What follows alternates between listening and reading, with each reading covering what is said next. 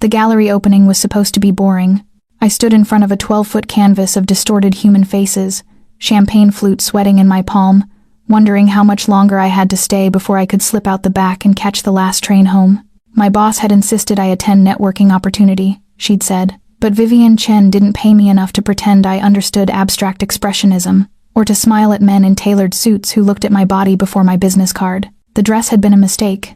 Black silk, backless, elegant in the mirror of my tiny apartment. Now, under the gallery's harsh white lights and wandering eyes, it felt like a declaration I hadn't meant to make. I turned toward the exit, ready to abandon the pretense entirely, when the lights went out. Not flickering, not dimming, complete darkness, like someone had severed the building's connection to the grid. Gasps rippled through the crowd. My champagne flute hit the floor. I heard it shatter but felt nothing. Someone bumped into me, muttered an apology. Then came the sound that made my blood stop. Gunshots. 2.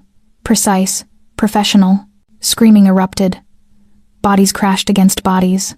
I pressed myself against the wall, silk dress suddenly ice cold against my spine, trying to make sense of the chaos. My phone was in my clutch. Somewhere I'd set it down, hadn't I? Near the sculpture of twisted metal. Emergency lights flickered on, bathing everything in sickly red. That's when I saw him. He stood in the center of the gallery like the eye of a hurricane.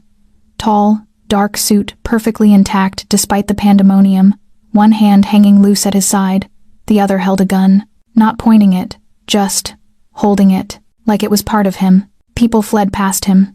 He didn't move. His eyes, even from across the room, even in that crimson half-light, locked onto something near the sculpture exhibit.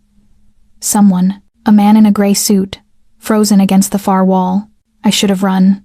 Every survival instinct I possessed screamed at me to move, to join the stampede, pushing toward the exits. But I couldn't look away. The man with the gun walked forward, not rushed, not hesitant. Each step measured, inevitable. "You know why I'm here," he said. His voice cut through the screaming, low, controlled, absolutely certain. The man in gray raised his hands. "Lorenzo, please, you had a choice. Closer now, 3 feet between them. You made it badly." I watched the gray-suited man crumble. Not physically, not yet, but something in him collapsed. His hands shook. "My family. Should have thought of them before you talked to the FBI." The words landed like stones in still water. FBI. This wasn't a robbery. This was an execution. I must have made a sound, a gasp, a whimper, something, because the man with the gun turned and looked directly at me. Time crystallized. His face was all sharp edges and shadows, strong jaw, dark eyes that seemed to absorb the emergency lights rather than reflect them. A small scar cut through his left eyebrow. He couldn't have been older than 35, but he carried the weight of someone who'd lived 100 lifetimes, all of them violent. We stared at each other across the emptying gallery. I pressed harder against the wall, feeling the rough texture bite into my bare back. My heart hammered so loud I was certain he could hear it. The red light painted him in blood. He tilted his head slightly, studying me. The man in gray took advantage of the distraction, lunged for a side door. The gun came up without the man even looking. One shot. The gray suit crumpled. I flinched, bile rising in my throat, but the man's eyes never left mine. "You should go," he said. Not a suggestion, an order, quiet and absolute. My legs finally remembered how to move. I stumbled sideways, grabbed my clutch from where it had fallen near the sculpture, and ran. I made it home somehow. The details blurred: subway platform, stairs, my apartment door that stuck unless you lifted while turning the key. I stood in my bathroom, still wearing the black dress, staring at my reflection. Mascara smudged, lipstick gone. But my eyes were what I couldn't stop looking at. Wide, haunted, alive. I'd watched a man die tonight. Watched another man kill him without hesitation, without remorse. I should call the police. Should report what I'd seen, but something stopped me. The way he'd looked at me. Not threatening, not warning. "You should go." Like he'd been protecting me. I peeled off the dress, let it pool on the bathroom floor like a dark mirror, and stepped into the shower. Hot water beat against my skin until it turned pink, but I couldn't wash away the memory of those eyes. Dark, certain, dangerous. Who was Lorenzo? I didn't sleep. Morning came gray and exhausted through my bedroom window. My phone buzzed Vivian, asking if I'd made any good connections at the gallery. I stared at the message until the screen went dark. The news had nothing. No reports of a shooting, no gallery incident, like it hadn't happened at all, but the dress on my bathroom floor proved otherwise. I called in sick to work, something I never did, and spent the day researching. Lorenzo shooting gallery. Nothing. Lorenzo Mafia. 1,000 useless results. Lorenzo gray suit FBI. Still nothing. Whoever he was protected. Or feared. Or both. By evening, I'd convinced myself it was over. A nightmare I'd walked through and survived. I'd forget the sharp lines of his face, the absolute control in his voice, the way my body had frozen and burned simultaneously under his gaze. I was making tea when my apartment buzzer rang. I froze, kettle steaming in my hand. It rang again, persistent. I crossed to the intercom. Yes? Static. Then, Miss Harper. I need to speak with you. The voice sent electricity down my spine. Him. How did you— I couldn't finish the sentence. Open the door. Not a request. Every rational part of my brain screamed to refuse, to call the police, to run. But my hand was already moving toward the button. Why? I managed. Silence stretched. Then, quieter. Because you're in danger. And I'm the only reason you're still alive. I pressed the button, let him in. And as I heard his footsteps climbing the stairs to my third-floor walk-up, I realized the shatter point hadn't been last night at the gallery. It was now. Standing in my tiny apartment in sweatpants and a tank top, waiting for a killer to knock on my door and tell me why my life would never be the same. The knock came. 3 times. Measured. Inevitable. I opened it. Lorenzo stood in my hallway, still in the dark suit, looking impossibly large in the cramped space. His eyes found mine immediately, and something passed between us. Recognition, fear, something electric I didn't have a name for. You saw me last night, he said. Yes. That makes you a witness. My throat tightened. Are you here to kill me? His jaw tensed. No, Miss Harper. I'm here to keep you alive. He stepped inside before I could process his words, closing the door behind him with controlled precision. My apartment, already small, shrank to the size of a shoebox with him in it. You can't just— I started. Lock it. I stared at him. The deadbolt, Miss Harper. Lock it. My hand moved automatically, sliding the bolt home. The click sounded too final. Lorenzo moved through my space like he was cataloging threats. He checked the window, fire escape visible outside, frowned, then turned back to me. In the lamplight, I could see him more clearly than I had in the gallery's chaos. Dark hair cut short, olive skin, and those eyes that seemed to calculate everything they landed on, including me. Sit down, he said. This is my apartment. I'm aware. You can't just order me around. Someone followed you home last night. His voice cut through my protest like a blade through silk. They're watching this building. They know you were at the gallery. They know you saw what happened. The floor seemed to tilt beneath me. What? Sit. Down. This time I obeyed, sinking onto my second-hand couch. Lorenzo remained standing, a wall of controlled danger between me and the door. Who are you? I whispered. Someone who keeps certain people in line when they forget their place. You killed that man. Yes. No hesitation. No justification. Just fact. I pulled my knees to my chest, suddenly aware of how little my tank top covered. Why are you here? Because Marcus Valenti's people think you're important. I don't even know who that is. The man I killed was Marcus's accountant. He'd been feeding information to federal prosecutors for 6 months. Lorenzo moved to the window, peered through the blinds without touching them. You being there, seeing it happen, they think you're connected. Connected to what? Me. The word hung in the air between us, heavy with implications I didn't want to examine. But I'm not, I said. I don't know you. I work in marketing. I sell boutique skincare products. I'm nobody. You were wearing a dress that cost 3 months of your salary. Heat flooded my cheeks. I saved for it. You were at an invitation-only gallery opening in a neighborhood where you don't live, don't work, and can't afford. He turned from the window, eyes finding mine. To Marcus's people, that looks like someone being shown off, introduced. That's insane. That's survival in my world. They make assumptions, eliminate threats. My breath caught. Am I a threat? Something flickered across his face, too quick to read. Not to me. Then why? Because I don't let innocent people die for witnessing my work. He said it like a business principle, clinical and cold. But underneath, I heard something else. Something almost like honor? I stood, needing to move, to think. So what happens now? You what? Protect me. For how long? Until I convince Marcus you're irrelevant. And how do you do that? I haven't decided yet. The honesty startled me. I'd expected lies, reassurances, something. Not this blunt calculation. I could go to the police, I said, knowing even as I spoke how hollow it sounded. Lorenzo's expression didn't change. You could. They'd take your statement, open an investigation, and you'd be dead within 48 hours. Marcus has 3 cops on his payroll, 2 judges, and a district attorney who owes him enough favors to fill a ledger. That's not possible. Emma. My name in his mouth stopped me cold. Low, certain, intimate. This isn't a world you understand, he continued. The rules you think exist, the protections you assume work, they don't apply here. The only thing keeping you alive right now is that I'm telling certain people you're under my protection until we sort this out. Why would you do that? The question came out smaller than I intended. He was quiet for a long moment, studying me with an intensity that made my skin prickle. I don't know, he finally said. The admission felt like being let in on a secret. He stayed for 2 hours. Not talking much, just present. He made calls short, clipped conversations in Italian that I couldn't follow, checked the window every 15 minutes, accepted the tea I nervously made him. Though I noticed he never drank it. Testing it, I realized. Making sure I hadn't poisoned it. The absurdity almost made me laugh. You should pack a bag, he said around 11. What? Enough for a few days. You can't stay here. Panic spiked. I have work tomorrow. My job. Call in sick again. I can't just disappear. You can. You will. He stood, towering in my small living room.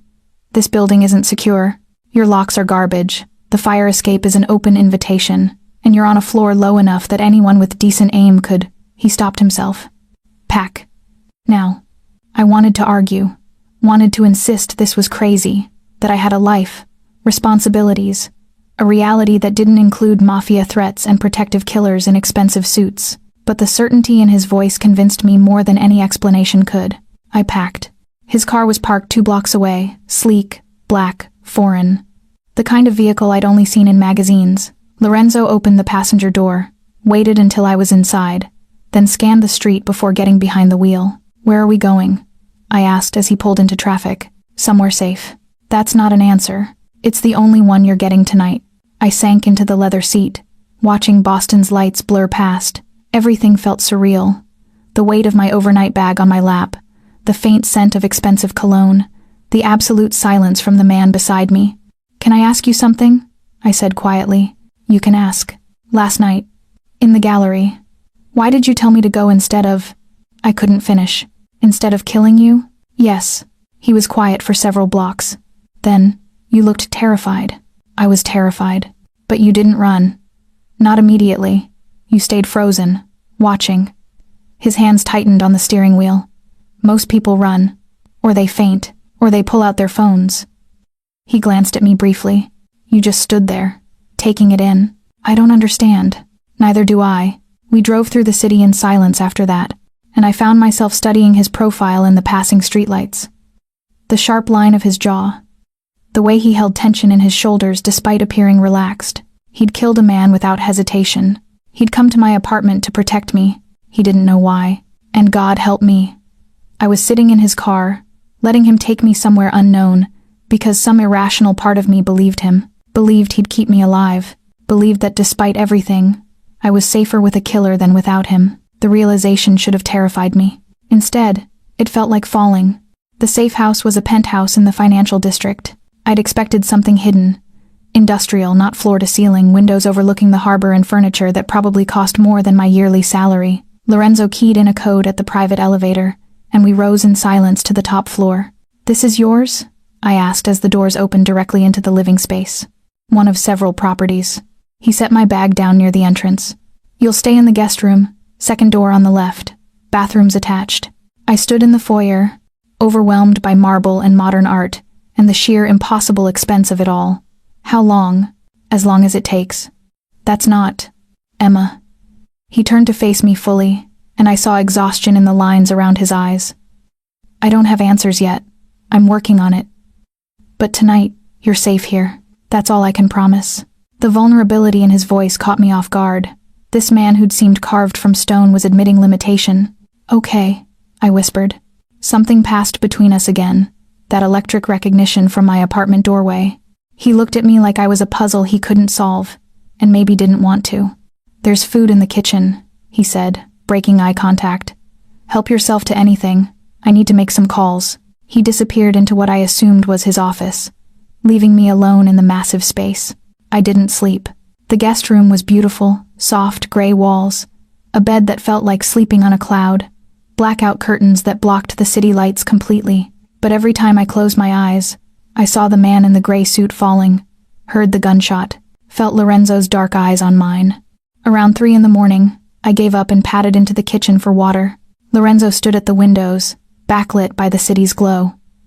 He'd removed his jacket and tie, sleeves rolled to his elbows. A glass of something amber sat on the windowsill beside him, untouched. "Can't sleep?" he asked without turning. "How did you know I was here?" "I hear everything in this apartment." Of course he did. I poured water from the filter, hands shaking slightly. The silence stretched. Not quite comfortable but not hostile either. "My father owned a restaurant," Lorenzo said suddenly. I froze, glass halfway to my lips. North End. Small place. Real Italian food. None of the tourist garbage. His voice was different, softer, rougher around the edges. I grew up peeling garlic in the kitchen, learning to make proper carbonara. He wanted me to take it over someday. What happened? The Valentis wanted protection money. My father refused. He finally turned to look at me, face half in shadow. They burned it down with him inside. Oh God. I was 17, he continued. Had 2 choices: let it destroy me, or learn to destroy them first. So you chose violence. I chose survival. The violence came later. He picked up the glass, swirled the liquid, but didn't drink. By the time I was 25, I'd built something they couldn't ignore. By 30, I controlled more territory than the Valentis ever had. And Marcus? Marcus is old guard, sloppy, emotional, relies on fear instead of strategy. His jaw tightened. When his accountant started talking, it wasn't just about money. It was about respect, about showing what happens when you betray the structure we've all agreed to maintain. I set down my water glass carefully. You're trying to justify it. No. I'm explaining it. He moved closer, just 3 feet between us now. There's no justification for what I do, Emma. I know exactly what I am. And what's that? Someone who makes terrible choices, so people like you don't have to. The words landed like a confession and an accusation simultaneously. I didn't ask for that, I whispered. No one ever does. We stood in the kitchen's ambient lighting, 2 people from impossible different worlds, connected by chance and violence and something neither of us could name. Why did you really tell me to go? I asked. At the gallery. The truth this time. Lorenzo was quiet for so long I thought he wouldn't answer. Then, you were wearing a backless dress. The non sequitur confused me. What? Black silk. Elegant. You kept touching the pearls at your throat like they were a lifeline. His eyes met mine, and I saw something raw there. And when everyone else ran, you stood there like you were trying to understand. Not judge, not panic. Understand. My breath caught. I've seen a lot of death, Emma. Caused most of it. But I'd never seen someone look at me like that, like I was a person making a choice, instead of a monster performing nature. He stepped closer. It made me curious. Curious. About who wears a dress like that to a boring gallery opening, who freezes instead of fleeing, who has the eyes of someone who's been overlooked their whole life but refuses to disappear. Heat flooded through me, part fear, part something far more dangerous. You don't know anything about me, I said, but my voice shook. I know you saved for 3 months to buy that dress. I know you work a job that doesn't appreciate you. I know you live alone in an apartment with a stuck door and drink tea at midnight when you can't sleep. His voice dropped lower. I know you're terrified right now, but you haven't asked me to take you back, haven't demanded I let you go, because you won't, because you don't want me to. The accusation hung between us, impossible to deny. I should have been outraged, should have slapped him, demanded he prove me wrong. But standing in his kitchen at 3 a.m, seeing the exhaustion and honesty in his face, I couldn't lie. This is insane, I whispered. Yes, you killed someone. Yes, I should hate you. You should. He reached out slowly, giving me time to move away. When I didn't, his fingers brushed my jaw gentle, testing. But you're still here. His touch burned. I closed my eyes, feeling the warmth of his hand against my skin, the calluses on his palm that spoke of violence and control and terrible choices. I don't understand this, I breathed. Neither do I. When I opened my eyes, he was closer. Close enough that I could see the gold flecks in his dark irises, the faint stubble along his jaw, the way his chest rose and fell with controlled breathing. Emma, my name again. Low, rough, careful. You should go back to bed, he said, but his hand didn't move from my face. You should let me go. I will, when you're safe. What if I'm not safe with you? His thumb traced my cheekbone, feather light. Then you're smarter than I thought. We stood like that, frozen in possibility, until I finally stepped back. His hand fell away slowly, reluctantly. Good night, Lorenzo. Emma. I turned at the doorway. The dress, he said quietly. Who was it for? The question from the title. The one I hadn't known I was waiting for. I met his eyes across the kitchen. I don't know. Maybe no one. Or maybe someone you hadn't met yet.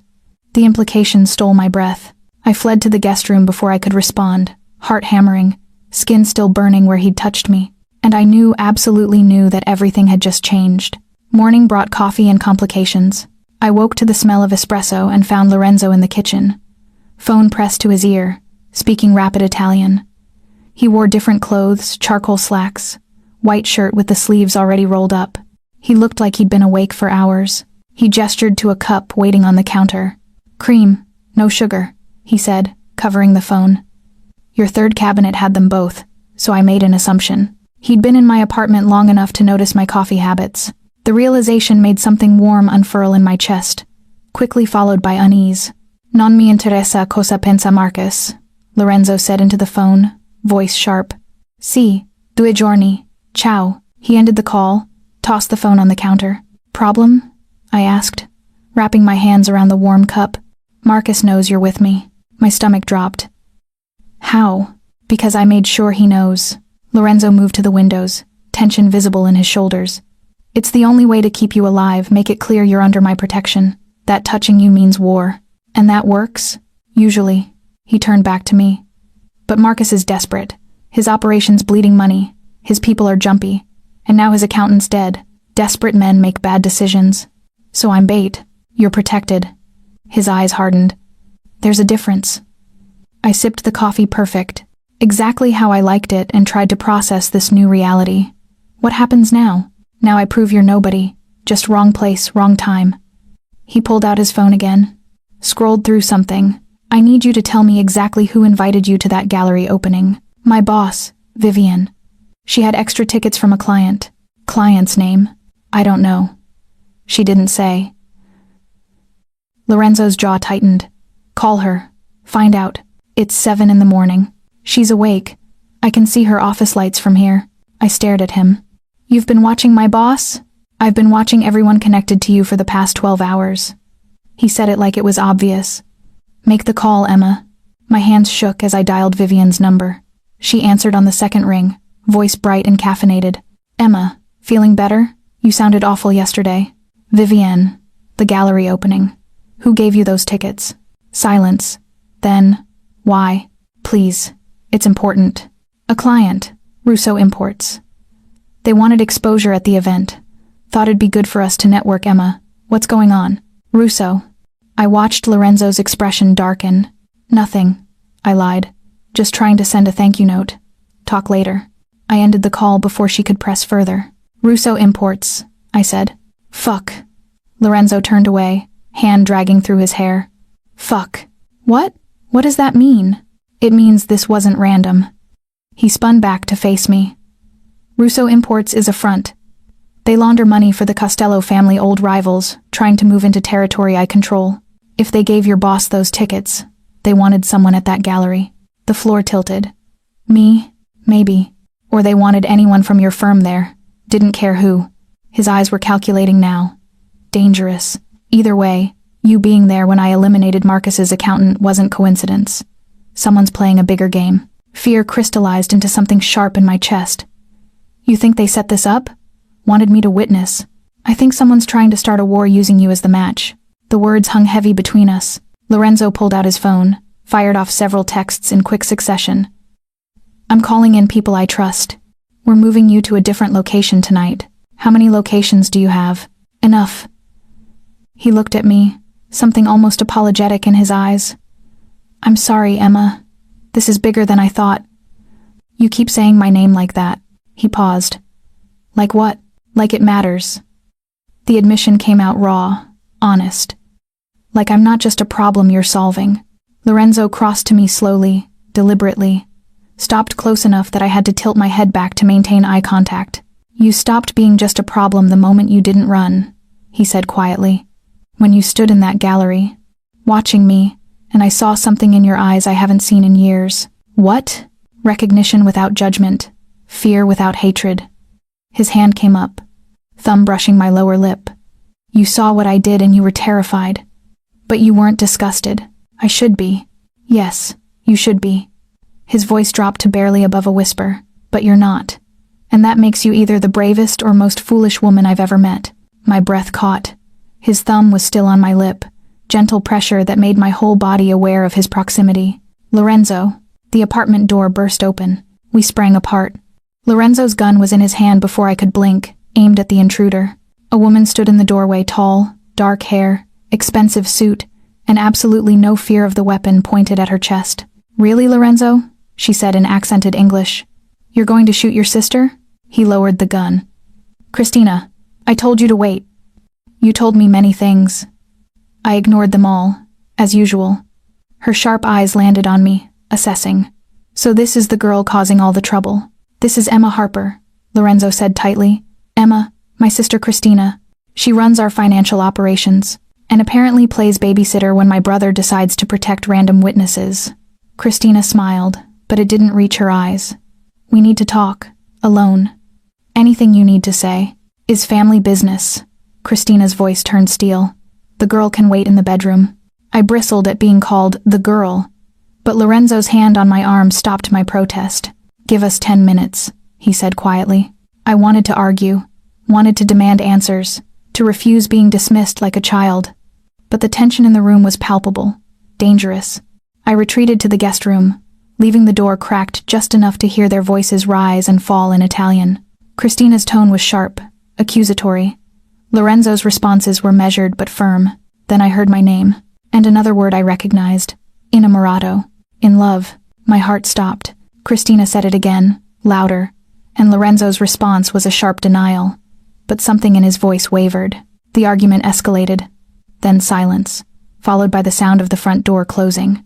I waited, pulse racing. Lorenzo appeared in the doorway. We need to go. Now. What did she say? That I'm compromised. That keeping you here puts the entire family at risk. His eyes met mine, dark and conflicted. That if I don't eliminate the threat soon, she will. The world narrowed to his words. She means me, I whispered. The threat is me. Yes. And you're still packing your bag, he interrupted. We leave in 5 minutes. There's somewhere safer, somewhere even Christina doesn't know about. Lorenzo, you can't keep running. Watch me. He crossed to me, cupped my face in both hands, with a gentleness that contradicted everything about this moment. I told you I don't let innocent people die for my work, he said. I meant it. Even if it costs you your family? His thumb stroked my cheek. You're not dying, Emma, not while I'm breathing. And God help me. I believed him. The safe house was a cabin, not rustic. Lorenzo didn't do rustic but isolated. 2 hours north of Boston, surrounded by forest, accessible only by a private road that required 3 security gates to traverse.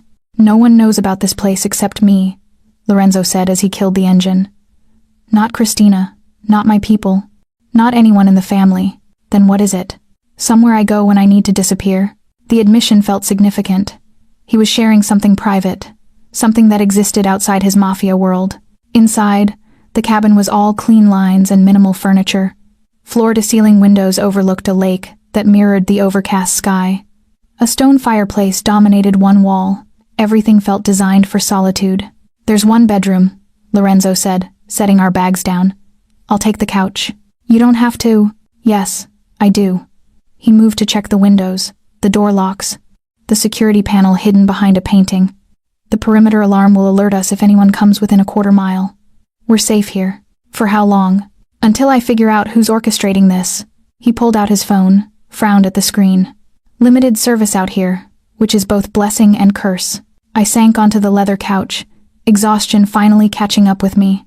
2 days ago, I'd been worried about networking at a gallery opening. Now I was hiding in a secret cabin with a Mafia enforcer, who looked at me like I was both a problem and a revelation.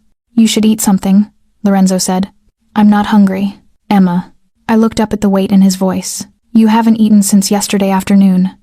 I can hear your stomach from here. He moved toward the kitchen. I'm making food. You're eating it. Despite everything, I almost smiled. Is that an order? Would it matter if it was? Probably not. Something like amusement flickered across his face. At least you're honest. I watched him move through the kitchen with easy confidence, pulling ingredients from a refrigerator I hadn't noticed being stocked, finding pans and cabinets like he knew exactly where everything lived. You come here often? I asked. When I need to think without interruption. What do you think about? His hands paused on a cutting board. Whether the choices I've made are ones I can live with. The vulnerability in the statement stole my breath. And? I pressed gently, still deciding. He resumed chopping garlic. I realized, the smell sharp and familiar. My father used to say cooking is meditation. You can't rush it, can't force it. You work with what you have and make something worth consuming. Is that what you're doing now? Making something worth consuming out of this situation? I'm trying to keep you alive. Everything else is secondary. But the way he said it made me think he was lying. He made carbonara. Real carbonara, eggs and cheese and pepper and the garlic he'd been chopping. Tossed with pasta until it became something golden and perfect. We ate at a small table near the windows, the lake beyond reflecting clouds. This is incredible, I said after the first bite. My father's recipe. You still make it. Sometimes, when I need to remember who I was before all this. He twirled pasta on his fork but didn't eat. Before I became someone who kills people in art galleries. I set down my fork. You don't have to do that. Do what? Punish yourself in front of me. I know what you are, Lorenzo. You don't need to keep reminding me. His eyes snapped to mine. And what am I, Emma? Dangerous. Capable of terrible things. Also, I hesitated. Also someone who makes perfect carbonara and keeps his father's memory alive through cooking. Someone who owns a secret cabin where he tries to figure out if he can live with his choices. That doesn't make me good. I didn't say it did, but it makes you human. Silence stretched between us. Outside, the first drops of rain began to fall on the lake. You're not what I expected, Lorenzo said finally. What did you expect? Terror, tears, demands to go home. He leaned back in his chair, studying me. Instead, you ask me about my father, and point out my humanity like it's a fact instead of a fantasy. Maybe I'm terrible at self-preservation. Or maybe you see something I stopped seeing a long time ago. The rain picked up, drumming against the windows. I felt the walls of this cabin, this moment, closing in, not threatening, but intimate. Two people forced into proximity by violence, discovering something neither had been looking for. Can I ask you something? I said. You keep asking permission. Just ask. Why didn't you let your sister handle me? Lorenzo's expression darkened. Because Christina solves problems permanently, and you're not a problem to be solved. Then what am I? He stood, moved to the windows, hands in his pockets. I don't know yet. I joined him at the glass, watching the rain blur the lake into abstraction. Your sister said you were compromised. She's not wrong. And that word she used, inamorato, his shoulders tensed. I know what it means, Lorenzo. Then you know she's wrong about that too. But he didn't sound convinced. I turned to face him. I wore that dress for no one. But when you looked at me in the gallery when you told me to go instead of, I couldn't finish. Something shifted, and I don't understand it. Neither do I. He finally looked at me, and the raw honesty in his face made my chest tight. I've killed 23 people, Emma. Some deserved it. Some were just in the way. I stopped counting the ones who fell because of orders I gave. But you... He reached out, fingers grazing my temple. You stand in front of me without flinching and ask me about cooking like I'm not a monster. You are a monster, I whispered. But maybe you're other things too. His hand cupped my jaw, thumb stroking my cheekbone. This is dangerous. I know. I can't promise you safety. Not from my world. Not from me. I know that too. Then why are you still here? Because you're the only person who's ever looked at me and seen something worth protecting. The confession broke something in both of us. Lorenzo's forehead came to rest against mine, breath warm on my lips. I'm going to ruin you. Maybe I want to be ruined. Emma, just... I closed my eyes, felt the weight of his hand on my face, the heat of him so close. Just let this moment be what it is.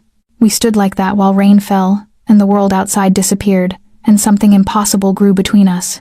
Dangerous, consuming, inevitable. When he finally pulled back, his eyes were dark with conflict and want. Go to bed, he said roughly. Before I make a choice we'll both regret. I went. But lying in the bedroom, listening to him move around the cabin, I knew the choice had already been made. We were both already falling, and neither of us knew how to stop. I woke to darkness and the sound of breaking glass. Adrenaline shot through me. I sat up, heart hammering, trying to orient myself. The cabin. Lorenzo's safe house. Rain still falling. Another crash. I grabbed my phone from the nightstand dead. I'd forgotten to charge it and crept to the bedroom door. Opened it a crack. The living room was illuminated only by the fireplace's dying embers. Lorenzo sat on the floor near the windows, surrounded by shattered glass. A bottle lay on its side near his hand. Not broken glass. A dropped glass. Lorenzo? His head turned, movement slow. You should be sleeping. I stepped into the room. What happened? Nothing. Go back to bed. But his voice was off rougher, less controlled. I moved closer, saw the bottle more clearly. Whiskey. Expensive. Half empty. Are you drunk? Working on it. I'd never seen him anything less than absolutely controlled. This vulnerability felt like stumbling into something private, sacred. Want to tell me why? I asked softly. Because I got a message. He gestured vaguely toward his phone on the couch. Russo. Imports. They know you're with me. They're calling it kidnapping. My stomach dropped. What? They're telling Marcus, the other families, anyone who'll listen that I've taken an innocent civilian against her will. He laughed, bitter and sharp. They're painting me as unhinged, dangerous, breaking our codes. But that's not... It doesn't matter what's true. It matters what people believe. He reached for the bottle, took a drink straight from it. They're using you exactly how I thought, starting a war. And I walked right into it by bringing you here. I sank to the floor beside him, careful of the broken glass. So what do? Smart move? Turn you over. Let you go public. Say I held you briefly. Apologize. Make it a misunderstanding. Fear spiked. And the not smart move? Keep you here. Protect you. Watch everything I've built burn down around me. The choice laid bare between us, his empire or my life. You should choose your empire, I said quietly. I know. So why haven't you? He turned to look at me, eyes unfocused from the alcohol but still intense. Because for the first time in 15 years, I don't want to make the smart choice. The admission hung in the air. My father died protecting something that mattered to him, Lorenzo continued. His restaurant, his legacy, his pride. I used to think that was noble. He took another drink. But sitting here now, I realize he just loved something more than he feared dying. And I never understood that until... He stopped himself. Until what? I whispered. Until a woman in a backless dress looked at me like I was human. Oh God. I reached for the bottle, took it from his hand. You've had enough. Probably. But he didn't resist. I set the whiskey aside, started carefully picking up the larger pieces of broken glass. Lorenzo watched me, expression unreadable. You don't have to clean up my messes, he said. Someone should. Emma, you protected me. I placed the glass shards on the coffee table. Even when it didn't make sense. Even when it cost you. Let me do this one small thing.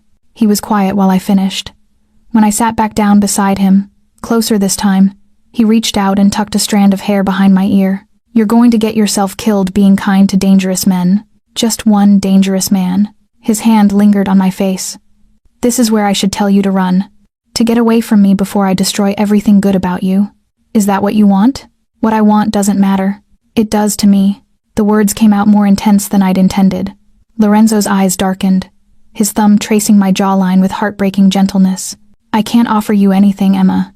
No future, no safety, no promises. Just this moment, and whatever moments I can steal before everything falls apart. Then give me this moment. Something broke in him. He kissed me. Not gentle, desperate, consuming. Like he was trying to memorize the taste of me. His hand fisted in my hair, the other pulling me closer until I was half in his lap. I kissed him back with equal desperation, hands finding the solid warmth of his chest, feeling his heart hammer beneath my palms. He tasted like whiskey and poor decisions and something headier I couldn't name. When we broke apart, both breathing hard, his forehead rested against mine. "This is a mistake," he breathed. "I know. I'm going to hurt you. Probably. Emma." I kissed him again, softer this time. "I know all of it, Lorenzo. I know what you are, what you've done, what you're capable of. I know this is temporary and dangerous and probably going to break me." I pulled back enough to meet his eyes, but I also know that for the first time in my life, someone looks at me and sees something worth protecting, worth ruining themselves for, and I can't walk away from that. "You should. I know." He made a sound between a laugh and a groan, pulling me fully into his lap. "You're going to be the death of me. Good. At least you'll die feeling something. I already feel too much." His arms wrapped around me, holding me like I was precious and breakable. That's the problem. We sat like that, while the fire died and rain continued its assault on the windows. I could feel his heartbeat against my back, steady despite the alcohol, despite the impossible situation. "Tell me something true," I whispered. "What do you want to know? Anything. Something real." Lorenzo was quiet for a long time. Then, "I haven't brought anyone here. Ever. This cabin, it's the one place that's just mine, untouched by family or business or blood." His voice softened, "And I brought you here." The significance wasn't lost on me. Why? Because when I look at you, I remember what it feels like to want something for myself. Not for power or revenge or obligation, just because I want it. My throat tightened. "Lorenzo, you asked for something true." His arms tightened around me. "That's the truest thing I have." I turned in his lap, straddling him, hands framing his face. "Then here's something true from me. I don't care about your empire. I don't care about the families or the wars or the smart choices. I care about this." I kissed him softly. "This moment where you're not a mafia boss or an enforcer, where you're just a man who makes perfect carbonara and holds me like I matter. You do matter. Then stop trying to push me away. I'm trying to save you. Maybe I don't want to be saved. Maybe I want to fall." His control finally shattered. He kissed me like he was drowning, and I was air desperate, consuming, holding nothing back, and I kissed him back with equal fervor, knowing this was reckless, knowing it would end badly, knowing I didn't care. Because for once in my careful, overlooked life, I was choosing something dangerous, and it felt like flying. Morning light woke me. I was in the bedroom Lorenzo must have carried me after I fell asleep in his arms. The cabin was silent except for the sound of the lake lapping at the shore. Rain had stopped sometime during the night. I found him on the deck, coffee in hand, staring at the water. "You left," I said, stepping outside. "You needed sleep. That's not why you left." He glanced at me, and I saw the walls rebuilding in his eyes. The vulnerability from last night, the drinking, the confession, the kisses. He was trying to take it all back without words. "Lorenzo, I got a call an hour ago." His voice was back to business cold. "Christina's given me 48 hours to resolve this situation or she takes it to the council." "The council?" "The heads of the 5 families. They settle disputes, maintain order." He set down his coffee. "If this goes to them, they'll rule against me. Protecting you breaks too many codes. I'll lose territory, alliances, possibly my position entirely. Then let me go. I'll tell everyone. They'll kill you the moment you surface." His eyes met mine, hard and certain. "Russo wants a war. Marcus wants revenge. You're the spark they don't care if you burn as long as the fire spreads." Helplessness crashed over me. "So what? I just hide forever?" "No. You hide for 48 hours while I eliminate the threat." The casual way he said eliminate made my skin crawl. "You're going to kill them." "It's what I do, Emma." He turned fully to face me. "Russo, Marcus, anyone orchestrating this, they die. Then you're free. And us?" The question hung between us. "There is no us." The words were brutal, final. "Last night was a mistake. The alcohol, the stress. I shouldn't have touched you." Pain lanced through my chest. "You don't mean that." "I mean every word." But something flickered in his eyes. "You need to understand what you are to me. A liability. A complication. Something that needs to be resolved, so I can get back to my life. Stop lying. I'm not." "Yes, you are." I stepped closer, refusing to let him retreat. "You're scared. Last night you let me in, showed me something real, and now you're terrified. So you're pushing me away with cruelty instead of honesty. You don't know what you're talking about. Then tell me you felt nothing when you kissed me. Tell me bringing me to your secret cabin meant nothing. Tell me." His phone rang. Lorenzo grabbed it, answered with a sharp, "What?" I watched his expression change shock, then rage so pure it made the air dangerous. "When?" A pause. "How many?" Another pause. Longer. "I'm on my way."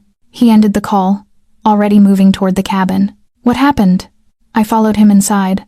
Marcus hit one of my warehouses, killed 3 of my people, took another 2. He was grabbing keys, checking his gun. "This is retaliation. For his accountant, for protecting you, he's declaring war." "Lorenzo, stay here. The alarms are active, doors are locked. Don't leave this cabin for any reason. You can't just go. This is my world, Emma." He rounded on me, fury and anguish warring in his face. "This is what I do. I don't get to opt out because I kissed you, or because you make me feel human for 5 fucking minutes. People are dead, my people, and I have to respond." The rawness in his voice stopped my protest. "How long will you be gone?" I asked quietly. "As long as it takes." He headed for the door, then paused, turned back, crossed to me in 3 strides and kissed me hard, desperate, like a goodbye. When he pulled away, his eyes were dark with conflict. "If I don't come back." "Don't say that." "If I don't come back," he continued. "There's a folder in the safe. Combination is your birthday, I looked it up. Inside are documents, money, a new identity, enough to disappear and start over." Tears burned my eyes. "Lorenzo, promise me you'll use it." "I promise." He kissed my forehead, gentle and achingly sad. Then he was gone. The cabin felt enormous and empty without him. I lasted 3 hours before I broke. Not the promise I wouldn't leave, but I couldn't just sit there, waiting, wondering if every minute that passed was the one where Lorenzo died because he'd been distracted protecting me. The safe was in the bedroom closet, hidden behind a false panel. I entered my birthday, November 17, and it opened with a soft click. Inside, cash. Multiple passports with my photo, but different names. A folder, thick with documents. I pulled out the folder, started reading. Russo imports, financial records, shell companies, money trails leading to. My blood ran cold. My company, the boutique skincare firm I worked for, the one Vivian managed, it was listed. Payments received, services rendered, dates going back 6 months. We were laundering money for the Costello family, and I'd had no idea. My hands shook as I kept reading. There, Vivian Chen, named specifically. My boss wasn't just involved. She was a key player, the gallery tickets, the invitation. She'd put me there deliberately. But why? I dug deeper, found communication logs, emails between Vivian and someone named R.C. Russo Costello. Then I found it. An email dated 3 days before the gallery opening. "Mark will be at the Zenith Gallery, 8 p.m. Lorenzo handles these personally. Place your girl near the sculpture wing. Make sure she's memorable. When Lorenzo sees her during the execution, the association begins. Phase 2 activates when we leak witness protection interest. My girl. They dressed me up, sent me there, wanted Lorenzo to notice me during the murder. This wasn't random. This was calculated, specific. They'd used my obscurity, my desperation to fit in, my savings spent on a dress to make myself feel important for once, used all of it to set a trap. And Lorenzo had walked right into it by protecting me. Rage and horror warred in my chest. I grabbed my phone, still dead, found a charger in the kitchen. As soon as it powered up, I called Vivian. "Emma, finally. Where are you? I've been so worried." "You lying bitch." Silence. "I know about Russo. I know about the money laundering. I know you put me at that gallery deliberately." My voice shook with fury. "You set me up. Emma, calm down. You don't understand. Then explain it. Explain why you made me a target." "Because they paid me." Her voice turned cold, the mask dropping. $50,000 to get someone unremarkable to that gallery. Someone Lorenzo might notice and instinctively protect instead of eliminate. You were perfect, invisible, grateful for any attention, and completely clueless. The words hit like physical blows. "They're going to kill me," I whispered. "Probably. But I'll be in the Bahamas by then, so." She laughed. Actually laughed. "Nothing personal, Emma. Just business." The line went dead.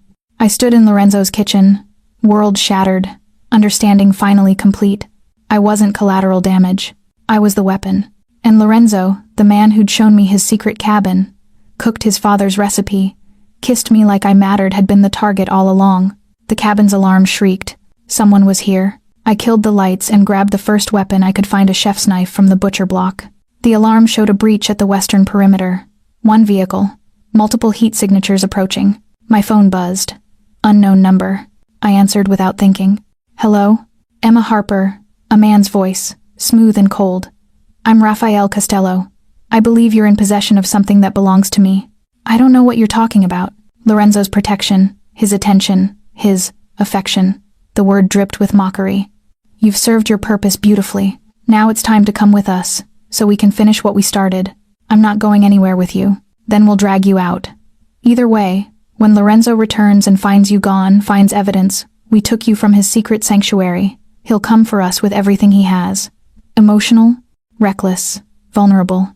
Rafael laughed. And we'll end the great Lorenzo Salvatore's reign with a bullet between his eyes. The call ended. Footsteps on the deck. 3 no. 4 sets. I backed toward the bedroom, mind racing. Lorenzo said the cabin was secure, but they'd found it, which meant a window shattered. I ran into the bedroom, slamming the door. The safe, I grabbed the gun I'd seen inside, checked the magazine like my father had taught me years ago before he died. Loaded. Safety off. The bedroom door exploded inward. 2 men in tactical gear. I fired. The recoil shocked me, but muscle memory held. 1 shot, center mass. The first man went down. The second dove aside, returned fire. Wood splintered above my head. I dropped, rolled, came up firing again. Missed. He was on me before I could adjust, knocked the gun away, hand around my throat. Big, professional, eyes cold. Mr. Costello wants you alive, he growled, but he didn't say unharmed. I drove my knee into his groin. He grunted, grip loosening. I grabbed the chef's knife I dropped, drove it into his thigh. He screamed, released me. I scrambled away, grabbed the gun, and ran for the back door. More men outside. I was surrounded. Fuck. I retreated to the bathroom-only room with a lock that might hold. Barricaded the door with my body, gun trained on the wood. Emma! Raphael's voice, closer now. This is pointless. You can't fight all of us. Watch me. He laughed. I respect the spirit. Lorenzo chose well. I'll give him that. But this ends one way. Come out, and we'll make it quick. Go to hell. After you. The door shuddered. They were breaking it down. I aimed, waiting, finger on the trigger. This was it. I'd killed 1 man already, something I'd never imagined doing. Could probably take 1 more before they overwhelmed me. At least I'd make them work for it. The door splintered. Gunfire erupted. But not from inside the cabin. Outside. Automatic weapons, rapid fire, shouting in Italian. The assault on the bathroom door stopped. More gunfire. Screams. Someone yelling orders. Then silence. I waited. Gun trained on the destroyed door, breathing hard. Emma! Lorenzo's voice, rough and urgent. It's me. Don't shoot. How do I know it's really you? You promised to use the documents in the safe if I didn't come back. Your birthday is the combination. And last night I kissed you like I was drowning. I lowered the gun, sagged against the wall. The bathroom door opened carefully. Lorenzo stood there, covered in blood, not his. I hoped, gun in hand, eyes wild until they found me. You're alive, he breathed. So are you. He crossed to me in 2 strides, pulled me against him with crushing force. I felt him shaking. I heard the alarm. Drove back going 120. His voice cracked. Saw Costello's men. Thought I was too late. Thought, I'm okay. I pulled back enough to see his face. I killed one of them. Something dark and proud flickered in his eyes. I saw. Perfect shot. My dad taught me, before he died. Remind me to thank him. He cupped my face, thumb stroking my cheekbones. You should have been terrified. Should have hidden. I was terrified. But I'm also really fucking angry. I told him everything, the folder, the emails, Vivienne's confession, Raphael's call. Watched his expression darken with each revelation. They used you, he said when I finished. They used both of us. I was the bait. You were the target. And you still protected yourself. Still fought. He kissed my forehead, gentle despite the violence surrounding us. You're not a victim, Emma. You're a survivor. What happens now? His eyes went cold. Now I end this. We left the cabin an hour later. Lorenzo's people had arrived, cleaned up the bodies, secured the perimeter. I tried not to look at the man I'd killed, but Lorenzo made me. "Don't turn away," he said quietly. "You took a life to save your own. That's not something to hide from." So I looked, saw the man's face, slack in death, felt the weight of it. "Does it get easier?" I asked. "No. It just gets necessary." In the car, Lorenzo made calls. Clipped, angry Italian that needed no translation. He was calling in every favor, mobilizing every resource. "Christina," he said into the phone. "I know what I said. I know the timeline. But they came for her at the cabin, my cabin, Christina, the one even you don't know about." A pause. "Which means we have a leak, and I'm done playing defensive." Another pause, longer. "I'm going to Costello's estate, tonight, and I'm burning it to the ground." He listened to her response, jaw tight. "Then bring it to the council. Let them watch me break every rule we have, because Emma Harper is mine to protect, and anyone who touches her dies." He ended the call without waiting for a response. "Lorenzo, don't." He glanced at me, eyes blazing. "Don't try to talk me down. Don't tell me it's not worth it. 3 of my people are dead. You almost died. They violated the one place I had left that was just mine." His hand found my thigh, gripped tight. "I'm ending this. All of it. And I don't care what it costs, even your position, especially my position." He turned back to the road. "I built an empire on fear and control. But what's the point of ruling if I have to sacrifice the only thing I've ever wanted for myself?" My heart stopped. "What do you want?" "You. Simple, devastating, true. I want you alive. I want you safe. I want to wake up and make you coffee exactly how you like it. I want to teach you to make my father's carbonara." His voice roughened. "I want something good in my life, Emma. And you're the first good thing I've had in 15 years. Tears blurred my vision. "So I'm going to kill Rafael Costello," Lorenzo continued, "and Marcus Valenti, and anyone else who thinks they can use you as a weapon against me. And then if you still want it, I'm going to disappear with you. Leave this life. Start over. You'd give up everything?" "I already have." He brought my hand to his lips, kissed my knuckles. "The moment I told you to go instead of killing you in that gallery, I chose you over everything else. I just didn't realize it yet. Lorenzo, I love you, Emma Harper." The confession came out rough, almost angry. "I love you, and it's going to get me killed, and I don't care. I love you too." He pulled the car over so fast the tires squealed, kissed me desperately, hands in my hair, breathing hard. "Say it again," he demanded against my lips. "I love you. Again. I love you, Lorenzo Salvatore. Even though you're a killer and a criminal and this is completely insane." He laughed, actually laughed, and it was the most beautiful sound I'd ever heard. "Completely insane," he agreed. "But it's ours." The Costello estate was a fortress.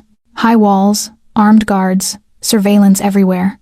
We parked a quarter-mile away in a warehouse owned by one of Lorenzo's allies. "Last chance to stay behind," Lorenzo said, checking his weapons. "Not happening. Emma, they used me, tried to kill me. I'm not sitting this out." I picked up the gun he'd given me, smaller than the one at the cabin, easier to handle. "Besides, you need someone watching your back." He studied me for a long moment, then pulled me close and kissed me hard. "Stay behind me. Don't engage unless you have to. And if anything happens, nothing's going to happen. If anything happens," he continued firmly, "you run. You use the new identity, the money, everything in that folder. You disappear, and you don't look back. Lorenzo, promise me. Only if you promise the same. If this goes wrong, you get out. You don't die for revenge." His jaw tensed. "I can't promise that. Then I can't either." We stared at each other, 2 stubborn, reckless people in love, refusing to imagine a future without the other. "We're both insane," Lorenzo muttered. "Completely." He kissed me again, softer this time. "Ready?" "No. Let's go anyway." We went in through the service entrance. Lorenzo had bribed one of the kitchen staff, a woman whose brother he'd once protected from Marcus. She let us in, pointed toward the main house, and fled. The estate was massive. Marble floors, priceless art. The kind of wealth that came from generations of crime. We moved through the corridors silently. Lorenzo led, gun ready, every movement precise and controlled. I followed, heart hammering, trying not to think about what we were doing. Breaking into a Mafia boss's home to commit murder. This was my life now. We found Raphael in his study, exactly where Lorenzo's intel said he'd be. He looked up from his desk as we entered, gun already pointed at his chest. Lorenzo. Raphael smiled, unafraid. I was wondering when you'd arrive. Call off your men. This is between us. You really think I'd be alone? Raphael stood, and I saw the gun in his hand. You've gone soft, Salvatore. Love has made you predictable. Love has made me dangerous. Raphael's eyes flicked to me. And you brought her. How touching. He raised his gun. She dies first. I want you to watch. Everything happened at once. Lorenzo fired. Raphael dove. Return fire sparked off the doorframe beside my head. I dropped, rolled left, came up shooting like Lorenzo had taught me in the car. My shot went wide, but it made Raphael adjust his aim. Lorenzo used the opening. 2 shots. Center mass. Raphael fell. But before Lorenzo could confirm the kill, men poured into the study. 4. 5 too many. Run! Lorenzo shouted. I fired at the closest man, hit him in the shoulder. Lorenzo took down 2 more, but they kept coming. We retreated into the hallway, backs against each other, firing at anything that moved. I'd never been so terrified, so alive, so certain I was about to die. Then Lorenzo's gun clicked empty. Mine too. The remaining men advanced, weapons trained on us. End of the line, one said. Lorenzo shifted, putting himself between me and the guns. No, I whispered. I'm sorry, he said quietly. I'm sorry I got you into this. Sorry I couldn't protect you. Sorry we don't get more time. Don't you dare apologize for loving me. He turned, cupped my face. If we survive this, when we survive this, he amended. I'm taking you somewhere warm, somewhere with no families, no codes, no violence, just us. Promise? Promise. The men cocked their weapons, and Christina walked into the hallway. Lower your guns, she said, voice sharp with authority. The men hesitated. I said lower them. Now. They obeyed, confusion clear on their faces. Christina looked at Lorenzo, expression unreadable. The council met an hour ago, unanimously voted to eliminate the Costello family for violating protocols regarding civilian targets. She gestured to the men. These are our people now. Costello assets have been seized. Lorenzo stared at his sister. You sided with me. I sided with the family. You're the best leader we've had in 2 generations. I wasn't going to let some upstart territory grab destroy that. She looked at me, something almost like respect in her eyes. Besides, anyone who kills one of Costello's men and then breaks into their estate to finish the job has earned a certain consideration. Marcus Valenti? Lorenzo asked. Already handled. His people turned on him when they heard the council's ruling. He's dead. It was over. The threat, the violence, the war that had been building over. Lorenzo pulled me against him, buried his face in my hair. I felt him shaking. We're alive, I whispered. We're alive. Christina cleared her throat. The council also voted on your position. Lorenzo tensed. You keep your territory, your people. But, she paused, significant. You're required to step back from active enforcement. Take a consultative role. Train the next generation. Manage strategy, but no more direct involvement. And if I refuse, then you lose everything. Christina's expression softened slightly. They're giving you an out, Lorenzo. A way to keep the family intact while building something else. Don't be stupid enough to reject it. Lorenzo looked at me. I saw the question in his eyes. I nodded. I accept, he said. Christina smiled genuine, relieved. Good. Now get out of here. You have blood on your suit and your girlfriend looks like she's about to collapse. She's not my girlfriend. Then what is she? Lorenzo pulled me closer. Everything. We left Boston 3 days later. The paperwork was filed, the transition managed, the council appeased. Lorenzo transferred most of his assets into legitimate businesses, set up trusts, made arrangements, and booked us tickets to Malta. Why Malta? I asked as we packed. Warm, Mediterranean, far from Boston. And my grandmother was Maltese. I have a house there I inherited but never visited. He folded a shirt precisely. Seemed like the right place to start over. What will we do there? Whatever we want. He crossed to me, pulled me into his arms. I was thinking I might open a restaurant, Real Italian food, none of the tourist garbage. You could. He paused. What do you want to do? I thought about it, really thought about who I was outside of being overlooked, outside of surviving. Write, I said finally. I've always wanted to write. Then write. He kissed my forehead. Write about anything you want. I'll read every word. Even the Mafia romance novels. He laughed. Especially those. Though I expect to be portrayed very accurately. Tall, dark, dangerous, and secretly soft. That's slander. I'm not soft. You make me coffee exactly how I like it.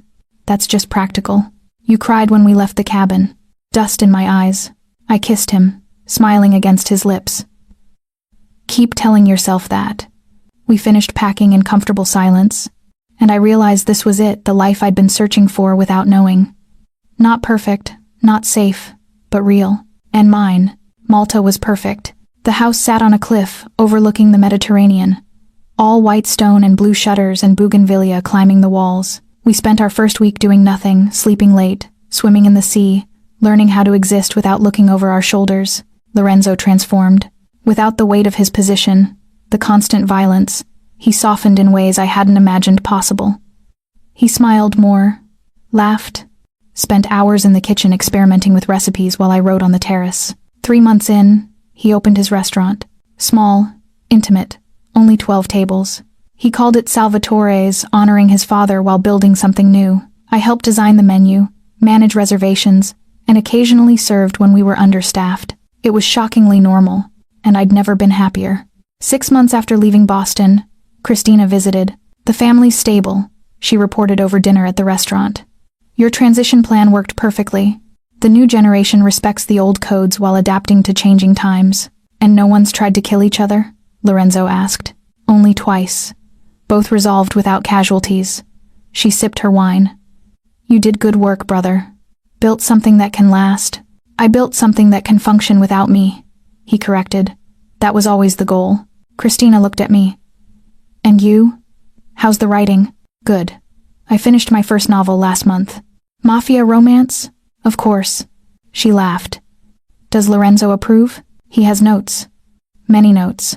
Mostly about proper gun handling and realistic organized crime structures. I'm a consultant, Lorenzo said, not quite hiding his smile. We ate and talked, and for a moment, it felt like family, real family. Not the criminal empire kind, just people who cared about each other, sharing a meal. Before Christina left, she pulled me aside. Thank you, she said quietly. For what? For giving my brother something to live for besides revenge and duty. For showing him there's more to life than the family. She squeezed my hand. He's happy.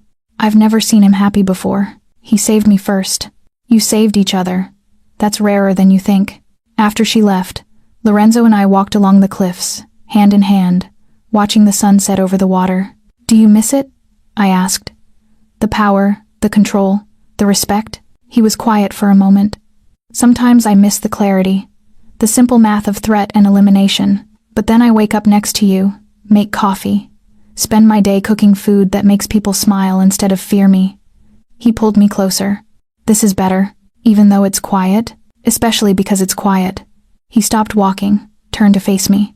Emma, I spent 15 years building an empire on violence. I was good at it, but I was also dying slowly, piece by piece, losing the parts of myself that remembered what it felt like to be human. And now I remember. He cupped my face, thumbs stroking my cheeks in that gesture I'd come to crave. You wearing that backless dress, standing in that gallery, it wasn't fate or coincidence.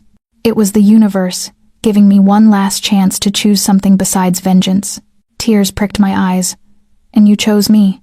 I chose us. He kissed me, soft and sweet and perfect.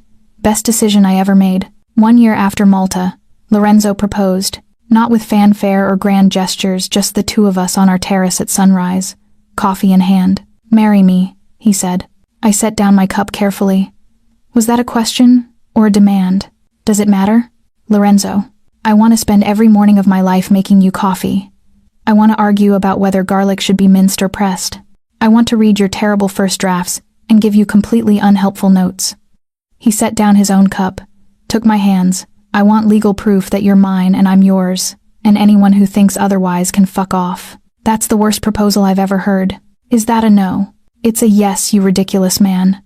I kissed him, laughing and crying simultaneously. Yes, I'll marry you. We married a month later, small ceremony, just Christina and a few local friends. I wore white silk. Lorenzo wore a dark suit that made him look dangerously handsome. When he slid the ring on my finger, he whispered, "You're stuck with me now." "Good," I whispered back. "I choose dangerous." 2 years in Malta, and my novel sold. Not millions of copies, not some best-selling phenomenon, but it sold enough that my publisher wanted another, and another. I wrote about violence and love, about dangerous men and brave women, about choosing passion over safety, and I wrote it all on our terrace, with the Mediterranean breeze and Lorenzo's cooking smells and the life we'd built from ashes. "You made me the hero," Lorenzo said, reading the dedication in my 3rd book. "You are the hero. I'm a reformed criminal who killed 23 people. 23 terrible people, and you stopped." I curled into his side on the couch. "Heroes aren't perfect, Lorenzo. They're just people who make the right choice when it matters most." "And what choice was that?" "You chose me over your empire. You chose love over fear. You chose to build instead of destroy." I kissed his jaw. "That's heroic. I chose you because I'm selfish, because I wanted you more than power. Still counts." He pulled me into his lap, arms wrapped tight around me. "Do you ever regret it? Walking away from your old life?" "My old life was being overlooked and undervalued. This life." I gestured to our home, the restaurant visible through the window, the books on the shelf with my name on them. "This life is everything I didn't know I needed. Even the part where you witnessed a murder and got death threats, especially that part. It brought me you. You're insane. We established that early on." I kissed him, deep and slow. "But I'm your kind of insane." "Yes, you are." We sat like that while the sun set and the Mediterranean turned gold. 2 people who'd found each other in violence and chosen to build something peaceful. Not perfect, Lorenzo still had nightmares sometimes, and I still flinched at loud noises. We carried our scars, our past, our choices, but we carried them together. 5 years after the gallery opening, I stood in our restaurant's kitchen, watching Lorenzo teach a cooking class. 12 students, all eager to learn proper Italian technique. He demonstrated his father's carbonara recipe, the one he'd made me that first night in the cabin. "The key is patience," he told them. "You can't rush it. You work with what you have, and make something worth consuming." His eyes found mine across the kitchen, and he smiled. I smiled back, remembering a woman in a backless dress and a man who'd looked at her and seen possibility instead of a problem. We'd both been weapons, once him forged in violence, me sharpened by being overlooked. But we'd learned to be something else. We'd learned to be human, together, and that dangerous, imperfect, and absolutely real was enough.